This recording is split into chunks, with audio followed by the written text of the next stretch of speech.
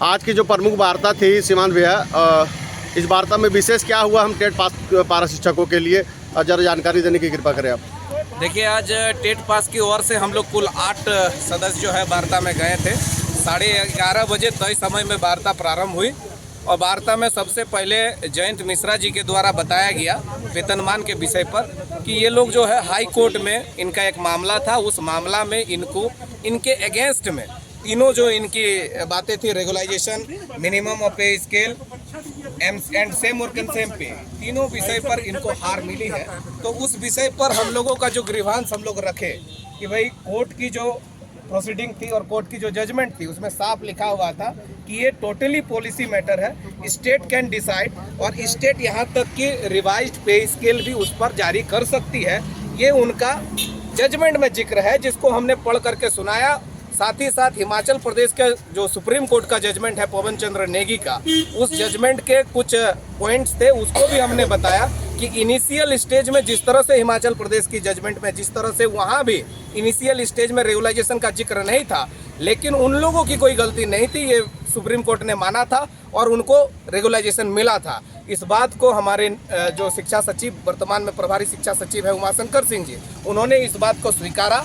और जो वेतनमान एक तथाकथित जो कोर्ट का हवाला देकर के हम लोगों को जो है मृत घोषित कर दिया गया था वेतनमान को, उसको हम लोगों ने जिंदा कराया और पुनः वह महाधिवक्ता से परामर्श लेने की बात कही।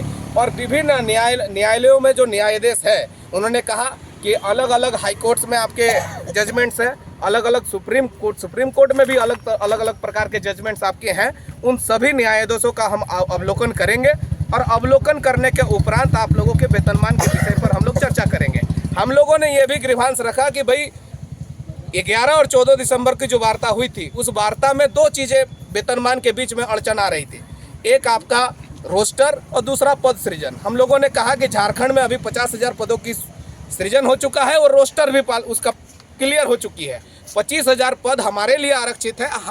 आप उन आरक्षित पदों पर हम लोगों को 12,078 लोगों को सजा दीजिए। इससे विभाग को भी फायदा होगा कि हर वर्ष केंद्रीय बजट से 10% की कटौती की जा रही है। आप उच्च मानदेयधारी टेट पास को अगर योजना से गैर योजना में लेकर के जाते हैं तो आपको जो मानदेय की राशि बचेगी उससे हमारे जो दूसरे साथी हैं उनको भी आप इससे डिस्ट्रीब्यूट कर सकते हैं। और ये जो हमारा प्रपोजल है ये नॉट ओनली फॉर हमारे लिए है, ये विभाग के लिए भी है, सरकार के लिए भी है। सरकार के लिए भी एक एम्पल अपॉर्चुनिटी है कि हमने इनको वेतनमान दिया। तो ये ग्रीवांस जब हम लोगों ने रखा, इस पर भी माननीय सुदीप सोनू जी ने स्वीकार किया और हमारे निदेशक महोदय ने भी इस बात को स्वीकार किया है और शिक्षा सचिव भी स्वीकार किया है। उन्होंने कहा कि जो 11 और 14 दिसंबर की वार्ता में जो चीज़ें तय थी उसमें जो चीज़ें छूट गई थी, जो इम्प्लीमेंट नहीं हो पाई थी, उनको इम्प्लीमेंट करने के लिए आज बैठक है। और आप जो ये नया इशू डिसाइड हो रही है आज वेतनमान, इस वेतनमान पर हम लोग बातचीत करने के लिए आगे तैयार हैं। आगे निरंतर वार्ता आपसे होगी और ये वेतनमान के मसले को सुलझाया जाएगा, ये आश्वासन हम लोगों को मिला है। दूसरी, हम लोगों ने जो उच्च मानदेय जो हमारे 628, 125 दोनों लेवल के टेट पास जो लोग थे उनके लिए भी हमारे बात रखा गया था, उस पर भी आश्वासन मिला है कि उनको उच्च टेट पास का मानदेय मिलेगा। तीसरा जो हमारे एक विषय था, जो दोनों लेवल के जो हमारे आरईओ और जो बीओ से जो प्रमाण पत्र हम लोगों को लेना है, अनुभव और स्वच्छता प्रमाण पत्र, उसमें एक ही टाइप का अनुभव प्रमाण पत्र जारी हो, एक ही कैटेगरी के हो, अलग अलग ना हो, जिससे लोगों को थोड़ी सी वहां लोगों के बीच में है कि हमको दोनों लेवल के अनुभव और स्वच्छता प्रमाण पत्र मिलेगा कि नहीं मिलेगा। इस पर उन्होंने सहमति है, प्रोसीडिंग में भी आ गई है। अंततोगत्वा जब हम लोगों ने देखा कि आज कोई चीज़ डिसाइड नहीं होने वाली है वेतनमान पर, तब हम लोगों ने भी अपने स्तर से एक अपनी मांग रखी है जिसमें तमाम लोगों की भलाई है। हम लोगों ने कहा है कि भाई स्वास्थ्य बीमा योजना से जिस प्रकार से लोगों को जोड़ा गया है, सेवानिवृत्त कर्मचारियों को और आपके सरकारी कर्मचारियों को, हम लोगों को कम से उन लोगों को 5 लाख दिया जा रहा है, तो हम लोग को कम से कम 2 लाख तत्काल दिया जाए स्वास्थ्य क्रेडिट कार्ड के हिसाब से। इस पर भी माननीय विनोद सिंह जी और माननीय विधायक सुदीप कुमार सोनू जी सहमत थे। उन्होंने कहा कि एक कैटेगरी के लोगों को यानी सरकारी लोगों को हमने कर रखा है, उनका प्रक्रिया खत्म होने दीजिए, वो लागू होने दीजिए, फिर आप लोगों का शुरू करेंगे, एक एक करके हम लोगों को काम करने दीजिए। तो इस पर भी प्रोसीडिंग पर आया है। दिन प्रतिदिन जो है ये चीज़ें आपको देखने को मिलती है कि भाई स्वास्थ्य लोगों का बिगड़ता है, लोगों को कम मानदेय में स्वास्थ्य से बहुत दिक्कत होती है, वो अपना इलाज सही सलामत नहीं कर पाते हैं। तो इस विषय पर, और मैं बता देना चाहता हूं कि इस विषय पर तब रखा गया जब देखे कि किसी प्रकार का इशू डिसाइड ही नहीं होना है, तो हम लोग भी अपना एक ग्रीवांस रखें कि हमारे साथियों के ज़्यादा से ज़्यादा लाभ मिल सके।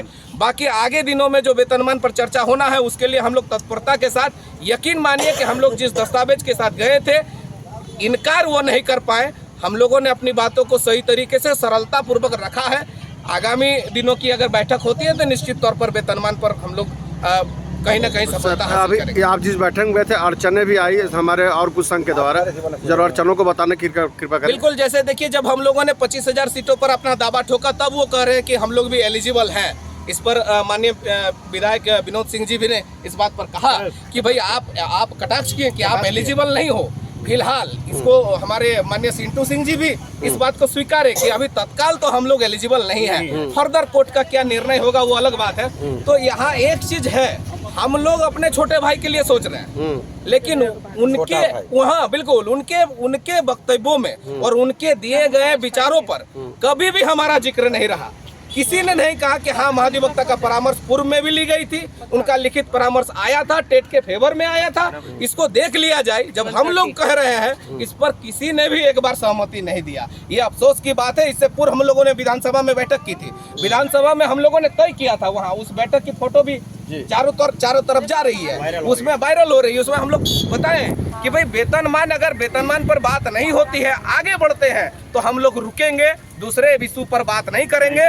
लेकिन टेट सफल सहायक अध्यापक के द्वारा इसका पालन किया गया और एवं टेट सहायक अध्यापक संघर्ष मोर्चा, समन्वय समिति, तीनों टेट के जो संगठन थे उनके द्वारा इसका पालन किया गया। अन्य संगठन आगे बढ़ गए, दूसरे इशू पर चले गए, जिससे जो है जो जिस प्रकार का हर बार होता है वही चीज हुआ। अगर हम लोग अड़ते कि नहीं पहले आप वेतनमान पर डिसाइड कर लो तब आप दूसरे विषय पर जाओगे तो शायद कुछ हो सकती थी। मैं भी हमारी रणनीति सर आगे की जो रणनीति होगी सर, जो हमारे अन्य संघों के साथ बैठक करने की